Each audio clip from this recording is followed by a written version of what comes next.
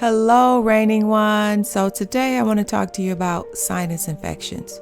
I've been getting this question a lot lately, so I decided to just do a quick video about it.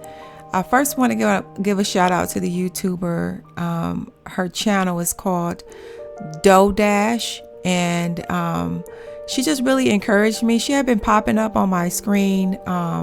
To make a long story short, her YouTube channel just kind of blew up, not overnight, but her YouTube channel just kind of blew up, and she was just talking about earning a full-time income on YouTube by being more consistent, being more authentic, not trying to do all this fancy editing, all this fancy stuff.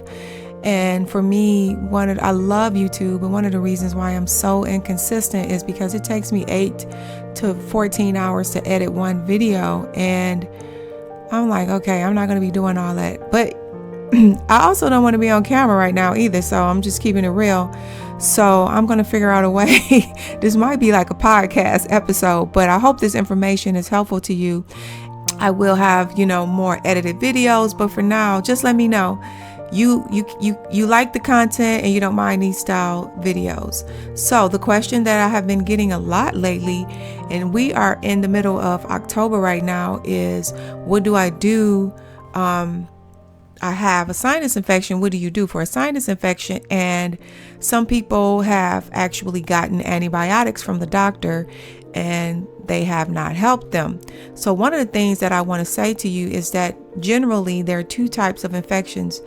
There is a bacterial infection and there is fungal infections. Most of the time, a sinus infection is fungal, and they give you antibiotics, which is for bacterial infections. Now, it may help for a minimal amount of time, but overall, if it really is a fungal infection, it's not going to help you.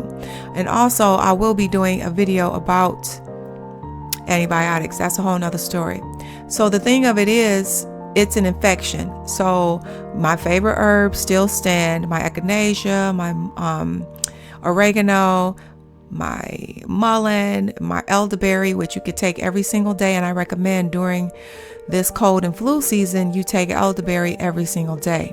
I also have my favorite supplements: vitamin C, zinc, and vitamin D. We need vitamin D. A lot of us are deficient in vitamin D, and that is going to cause you to have a whole myriad of symptoms, and in particular, a weakened immune system. So you'll find yourself having recurrent infections and getting sick often if we have a vitamin D deficiency.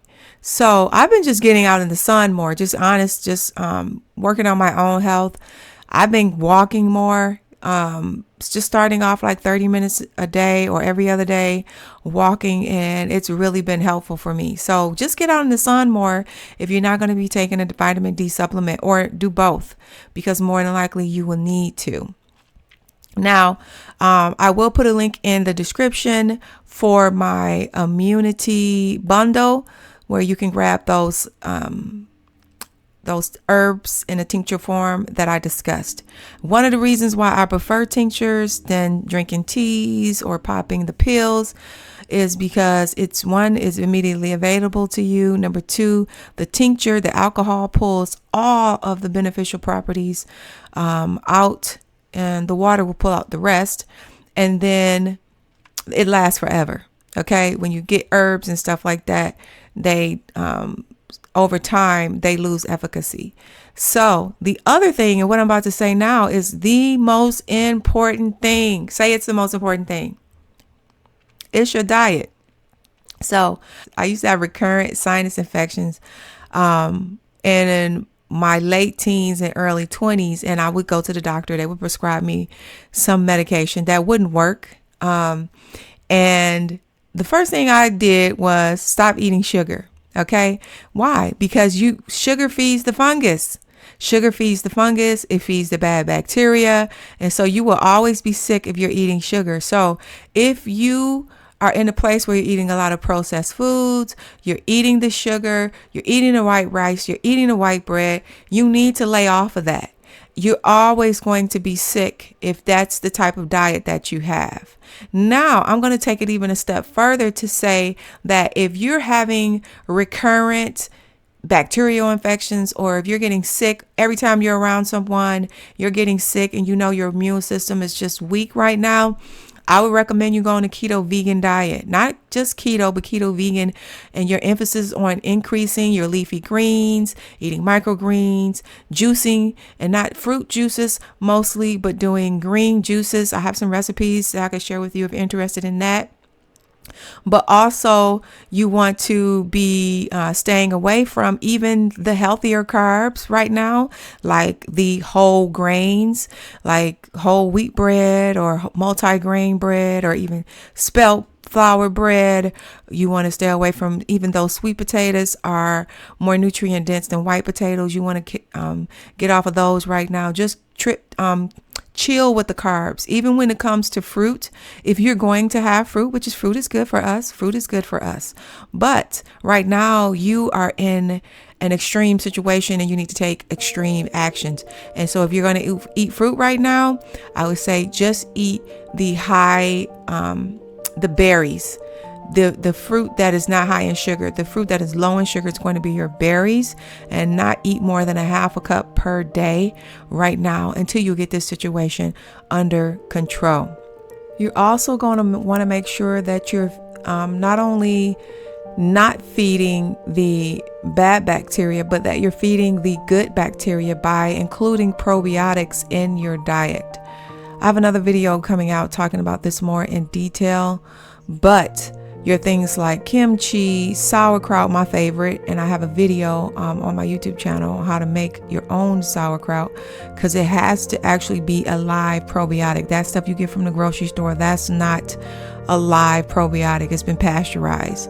Also kombucha, water kefir, and I like to say kefir instead of kefir because kefir sounds too much like heifer to me. Okay, but you might be more familiar with the word water kefir. Also yogurt, but just keep in mind with yogurt, the bacterial strains in yogurt are not strong enough to resist or withstand the acidity of the stomach acid, and so a lot of that bacteria does not reach the colon. And so for that reason, I would make sure that I'm having other things as well, like the kombucha or the kimchi and the sauerkraut. The sauerkraut and the kimchi are going to be one of your most or one of the best ways that you're going to be able to get these probiotics, unless you're going to be taking a probiotic pill. And if you know you're bad with having probiotics every day, then I suggest you do that. So make sure you're feeding the good bacteria and that you're starving the bad bacteria. The other thing that's going to be extremely important is if you have a sinus infection, then you should be doing a nasal flush. A nasal flush 3 times a day at least. And I will put a link in the description to the one that I'm familiar with, but that's also going to help you. Anyway, I'm going to be doing a detailed blog post about this information. So if this was helpful to you, please let me know. And if you have any questions, post them in the comments section and I will add them to my blog post. Now that's if you're watching this video when it's just coming out. If it's like a year from now, I still can add some things, but I probably won't. So if it's like later than a week, then I'll answer your questions in the comments. But thank you so much for watching and stay reigning.